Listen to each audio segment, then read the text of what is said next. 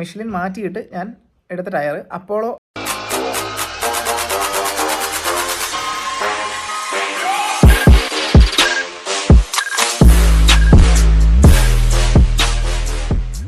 Welcome back to your YouTube channel. എല്ലാവരും സുഖമായിട്ടിരിക്കുന്നു വിശ്വസിക്കുന്നു. ഇത് അടുത്തൊരു അപ്ഡേറ്റ് വീഡിയോ ആണ്. എന്താണെന്ന് വെച്ചാൽ നമ്മുടെ വണ്ടിക്ക് വർക്ക് തുടങ്ങിയ കാര്യമെല്ലാം നിങ്ങൾ കണ്ടല്ലോ. അതിൻ്റെ വീഡിയോസ് എല്ലാം ഞാൻ അപ്ഡേറ്റ് ചെയ്തിട്ടുണ്ട്. ഇനിയും കുറച്ച് വീഡിയോസ് വരാനുണ്ട്.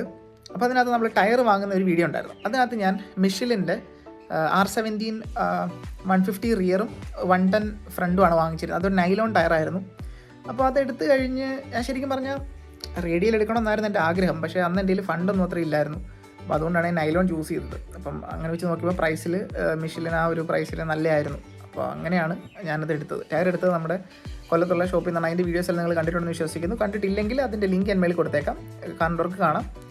നല്ല വില കുറച്ച് കിട്ടുന്നൊരു കടയാണ്, നല്ല റേറ്റിന് കിട്ടുന്നൊരു കടയാണ്. അപ്പോൾ നിങ്ങൾക്ക് യൂസ്ഫുൾ ആകുമായിരിക്കും. അതിലൂടെ ഞാൻ ടയറിനെ കുറിച്ച് ചോദിച്ചു. അപ്പം അവരിങ്ങനെ എല്ലാവരും പറഞ്ഞത് നൈലോൺ എടുക്കണ്ട, റേഡിയൽ തന്നെയാണ് അത്യാവശ്യം ഒരു സ്പോർട്സ് ബൈക്കിന് ചെയ്യുന്നതെന്നുള്ള രീതിയിൽ. ചേരുന്നത് മീൻസ് കുറച്ചുകൂടി ബെനിഫിറ്റ് റണ്ണിങ്ങിലാണെങ്കിലും ലൈഫിലാണെങ്കിലും പെർഫോമൻസിലൊക്കെ ആണെങ്കിലും. അപ്പം അങ്ങനെ കുറേ റിസർച്ചിന് ശേഷം നമ്മളങ്ങനെ ടയർ ചൂസ് ചെയ്തു. അതായത് മിഷ്ലിൻ മാറ്റിയിട്ട് ഞാൻ എടുത്ത ടയർ അപ്പോളോ ആൽഫ H1 എന്ന് പറഞ്ഞ ടയറാണ്. അപ്പോൾ കുറേ പേരോട് ചോദിച്ചപ്പോൾ എൻ്റെ ഒരു ഫ്രണ്ടുണ്ട് നവീൻ എന്ന് പറഞ്ഞിട്ട്. അവൻ ആക്ച്വലി ഈ വീഡിയോ ഇട്ട കടയില്ലേ, ആ കടയുടെ തൊട്ടടുത്ത് തന്നെ ഉണ്ട് വീട്. കുറേ നാളായിട്ട് എൻ്റെ ഫ്രണ്ടാണ്. അപ്പോൾ അവൻ പറഞ്ഞു അവനെ മെൻഷൻ ചെയ്യാൻ അത് മോശമായിപ്പോയി.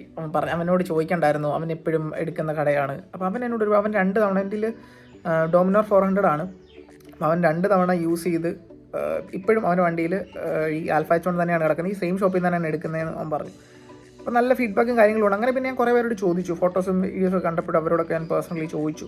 അപ്പോൾ അവരും പറഞ്ഞു നല്ല ടയറാണ്, അത്യാവശ്യം ലൈഫുണ്ട്, നല്ല പെർഫോമൻസും ഉണ്ടെന്ന് പറഞ്ഞു. അങ്ങനെയാണ് പിന്നെ ഞാൻ ടയർ മാറ്റാമെന്ന് വിചാരിച്ചത്. അങ്ങനെ നമ്മൾ ടയർ മാറ്റിയിട്ടുണ്ട്. ഞാൻ ടയർ ഒന്ന് കാണിച്ചു തരാം.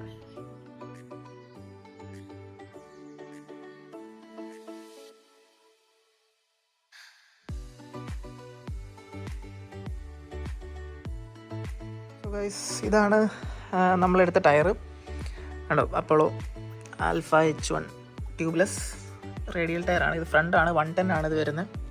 ഇതിൻ്റെ സ്പെക്ക് കണ്ടോ, 110 R17 ആണ്. കണ്ടോ, ത്രെഡൊക്കെ കണ്ടോ, നല്ല മാർക്കിങ്സും കാര്യങ്ങളെല്ലാം ഉണ്ട്. അത്യാവശ്യം നല്ല ഗ്രിപ്പുള്ള ടയറാണ്. ഇതാണ് റിയർ ടയർ വരുന്നത്. ഇതും ആൽഫ H1 കണ്ടോ, ആൽഫ H1 അപ്പോളോ കണ്ടോ, 150 60. ഇത് R17. മനസ്സിലായല്ലോ. ഇതാണ് ടയർ. കണ്ടോ, ഗ്രിപ്പ് കണ്ടോ. ടയറിൻ്റെ വിട്ടും അത്യാവശ്യം നല്ല വലുതാണ്, നല്ല ഗ്രിപ്പ് ഉണ്ടാവും. അപ്പോൾ ഇതാണ് ഇതെടുക്കാനുള്ള കാര്യം. ഇപ്പം ഇതിൻ്റെ പെർഫോമൻസ് മാത്രമല്ല, ഞാൻ വണ്ടിയിൽ നമ്മളിപ്പം ഒരു സ്പോർട്സ് ബൈക്ക് ആകുമ്പോൾ അതിൽ കുറച്ച് നമ്മൾ ബാക്കിലൊരു ലുക്കിനും വേണ്ടിയാണ് ഞാനിത് എടുത്തത്. കാരണം ഞാൻ ആ മുമ്പേ എടുത്ത ടയറിൽ ഞാനത് വീട്ടിൽ കൊണ്ടുവന്ന് വെച്ചിട്ട് നോക്കിയപ്പോഴും പിന്നെ കുറേ റെഫറൻസ് വീഡിയോസിലൊക്കെ കണ്ടപ്പോഴും നമ്മുടെ KTM അല്ലാതെ കുറച്ചുകൂടെ താഴെ FZ പോലത്തെ ബൈക്കുകളൊക്കെ ഇട്ട് നല്ല ലുക്കായിരിക്കും. പക്ഷേ KTM ഇടുമ്പോൾ ഉള്ള പ്രശ്നം എന്ന് വെച്ചാൽ ഈ നോർമൽ 150, അതായത് ഇങ്ങനത്തെ 150 ടയേഴ്സിൽ ഉള്ളതുപോലെ ആ ഒരു ഒരു വൈഡർ ഒരു ഫീൽ, വൈഡർ ലുക്ക് നമുക്ക് കിട്ടത്തില്ല. അപ്പോൾ അതും വേറൊരു കാര്യമാണ്. അപ്പോൾ നിങ്ങൾ ആൽഫ H1 ആണ് യൂസ് ചെയ്യുന്നതെങ്കിൽ നിങ്ങൾ കമൻറ്റ് ബോക്സിൽ മെൻഷൻ ചെയ്യാം. അതല്ലെങ്കിൽ നിങ്ങളുടെ എക്സ്പീരിയൻസ് എന്താണ്, ആൽഫ H1 ഉപയോഗിച്ചിട്ട് എത്ര നാൾ നിങ്ങൾക്ക് ലൈഫ് കിട്ടി എന്നുള്ള കാര്യങ്ങളൊക്കെ മെൻഷൻ ചെയ്യാം. അല്ലെങ്കിൽ നിങ്ങൾ ഏത് ടയറാണ് യൂസ് ചെയ്യുന്നത്, നിങ്ങളുടെ സജഷൻ എന്താണെന്നുള്ളതും മെൻഷൻ ചെയ്യാം. വീഡിയോ ഇഷ്ടപ്പെടുന്നു വിശ്വസിക്കുന്നു. ഇഷ്ടമായ വീഡിയോ ലൈക്ക് ചെയ്യുക, കമൻറ്റ് ചെയ്യുക നിങ്ങളുടെ സജഷൻസ്. പിന്നെ ഇൻസ്റ്റാഗ്രാമിൽ മെസ്സേജ് ചെയ്യാം. പിന്നെ നിങ്ങളുടെ ഫ്രണ്ട്സിനും ഫാമിലീസിനും ഒക്കെ ആ വീഡിയോ ഒന്ന് ഷെയർ ചെയ്ത് കൊടുക്കുക. സോ അടുത്തൊരു വീഡിയോ നമ്മൾ വീണ്ടും വരുന്നതായിരിക്കും. Till then, Shubhamangi, signing off, by.